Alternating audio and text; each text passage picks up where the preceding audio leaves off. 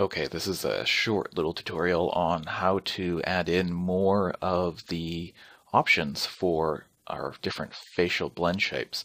So right now with the rig that I've given you for class, I have limited it to the number of blend shapes that were listed within FaceWare. However, it is possible to have a lot more blend shapes than just what was listed there. So as a result, I want to make sure that you can find where to go to find the rest of those.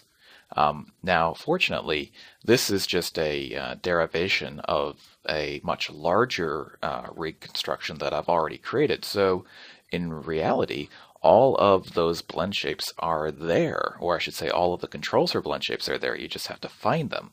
Now, that means that they're hidden. In order to find them, you need to click on the blend shape control that I have selected here. And in the channel box, come up to Edit and go to Channel Control. And what Channel Control is basically it's a list of all the different options that you have in your channel box, but it shows things that are hidden or locked, or basically it's a way to control all of those different things. So for right now, we have a number of things that are hidden.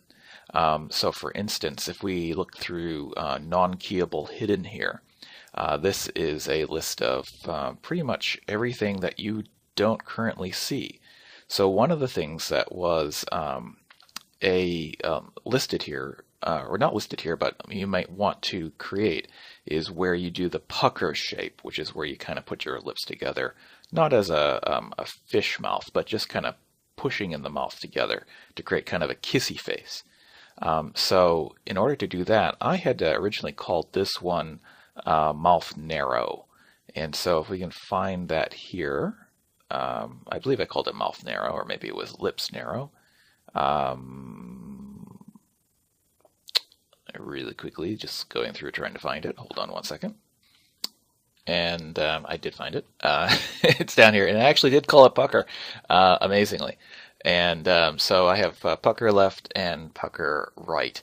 And I also have one that's just called straight up pucker, which is my intent for creating that was where it is you just activate pucker, and it factors in both the left and the right together. It's up to you if you want to do that, but I'm just going to, for now, just use the left and the right one separately, and because that's generally the way that I actually end up using these. It's rare that you find that both sides of the face activate 100% equally when you're creating some kind of facial shape. So the non-keyable hidden section here indicates that one, it's basically not capable of being keyed, and then also it's hidden. So if I click on both of those and I want to move it over into the keyable section here, I come down here to where it says move to the left, and now that will become part of the list of options here in the keyable section. Now if I come down and take a look through my options here, you'll see that pucker left and right are now available here, whereas they were not before. They are locked, and in fact, if I go to the locked menu, I would find that in the locked section here is pucker as well. I could, if I wanted to, just select those and move them over into the non-locked section, and that does unlock them. Of course, that's not really the way that I usually do it. I mean, I can do it that way if I'm trying to select a lot of things at once, but usually I just kind of select both of these here in the channel box and just right click and choose unlock selected. It's up to you either way.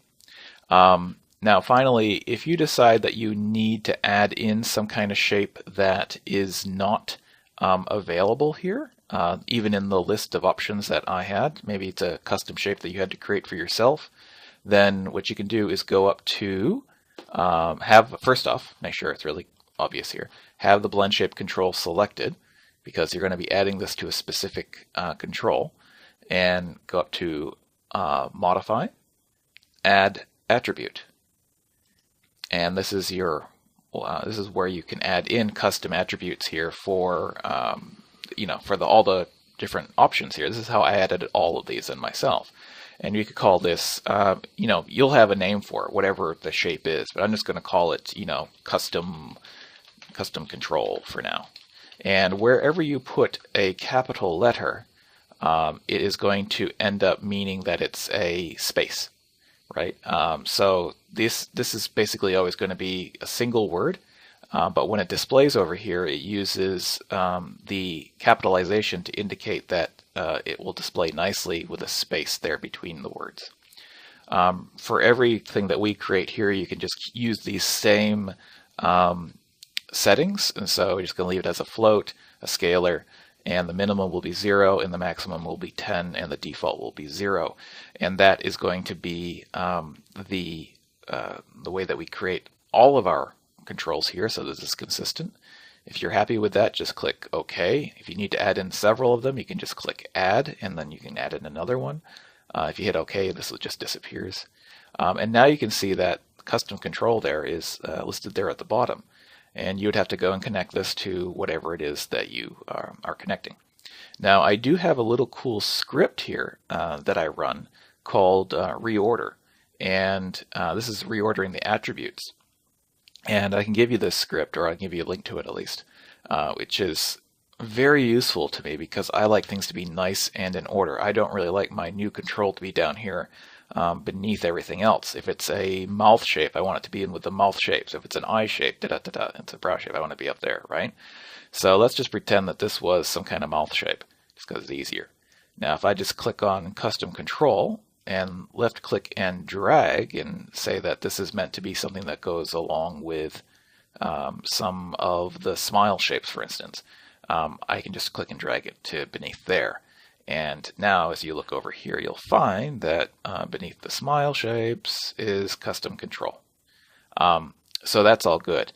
Now, this is not something that automatically comes with Maya. This is a separate